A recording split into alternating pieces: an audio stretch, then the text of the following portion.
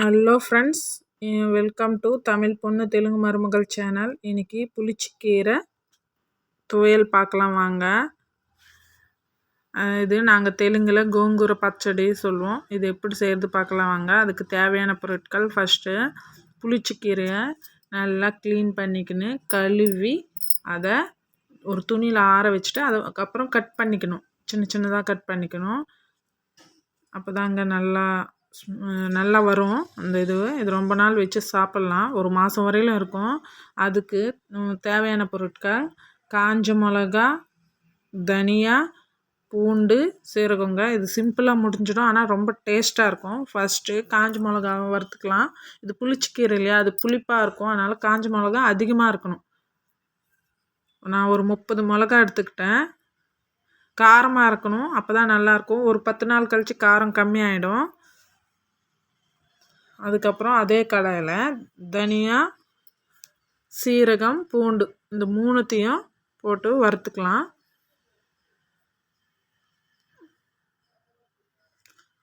காரத்துக்கு ஏற்ற மாதிரி எடுத்துகிட்டு அதுக்கு தகுந்த மாதிரி மீதி தனியா அதெல்லாம் எடுத்துக்கலாம். திரும்பி ஃபஸ்ட்டு நம்ம வறுத்து எடுத்து வச்சுக்கணும் இல்லையா, காஞ்ச மிளகா, அதையும் இதுலேயே போட்டு நல்லா வறுத்துக்கணுங்க. இப்போது அதை நல்லா ஆற விடணும். ஒரு பிளேட்டில் எடுத்து வச்சு ஆற விடலாம்.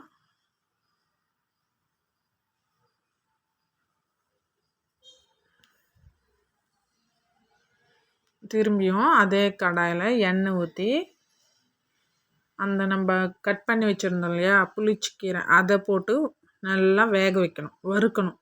ஃபுல்லாகிடும்.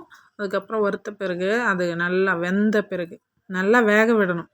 பாருங்கள், நம்ம எவ்வளோ ஃபுல்லாக போட்டிருக்கோம். கொஞ்சம் நேரம் பொறுத்து பார்த்தோன்னா அது கம்மி ஆகிடும். தண்ணி இருக்கக்கூடாதுங்க. தண்ணி இருந்தால் இந்த துவையல் ரொம்ப நாளுக்கு இருக்காது, கெட்டு போயிடும். பாருங்கள் இப்போ எப்படி இருக்குன்ட்டு. இன்னும் நல்லா வேகணுங்க, அதை நசுக்கணும். ஏன்னா இலையாக இருந்தால் ஒரு மாதிரி இருக்கும். நம்ம இதை இலைய மிக்சியில் போட மாட்டோம். வெறும் காஞ்ச மிளகா, தனியா அதை தான் மிக்சியில் போடுவோம். இதை இதுலேயே நசுக்கி விடணும் நல்லா. அப்போ தான் ரொம்ப நல்லாயிருக்கும் டேஸ்ட்டாக.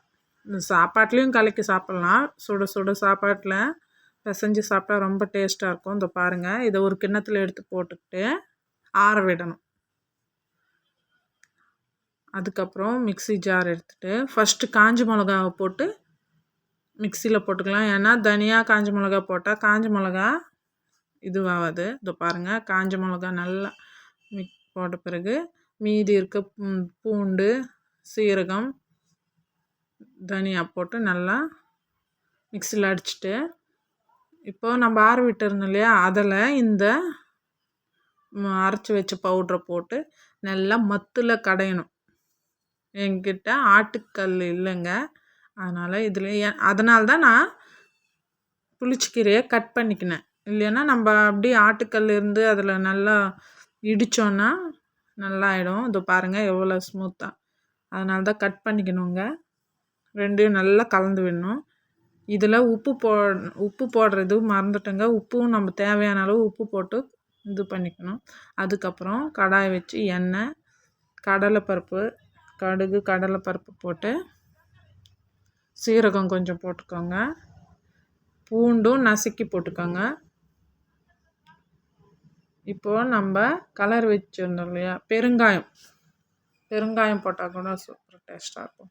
நசுக்கி வச்சுருந்தோம் அதை இதில் போட்டு நல்லா கலரி விடணுங்க. எண்ணெய் பிரிஞ்சு வர வரையிலும். அப்போ தான் கொஞ்சம் ஒரு மாதம் வரையிலும் இருக்குங்க. ஃப்ரிட்ஜில் வச்சுருந்தா வெளியே வச்சுருந்தா ஒரு 10 நாள் நல்லாயிருக்கும். ஃப்ரிட்ஜில் வச்சுருந்தா ஒரு மாதம் வரையிலும் இருக்கும். ரொம்ப டேஸ்ட்டாக இருக்குங்க. அந்த பாருங்கள், எண்ணெய் பிரிஞ்சு வருது. நம்மளுக்கு தேவையான எண்ணெய் இன்னும் கொஞ்சம் ஊற்றிக்கலாம். அவ்வளோதாங்க, டேஸ்டியான புளிச்சக்கீரை துவையல் ரெடி.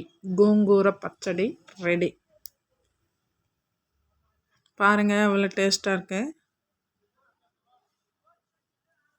பார்க்குறதுக்கே ரொம்ப சுவையாக இருக்குது. வீடியோ பிடிச்சிருந்தா சப்ஸ்கிரைப் பண்ணிக்கோங்க. தேங்க்ஸ்.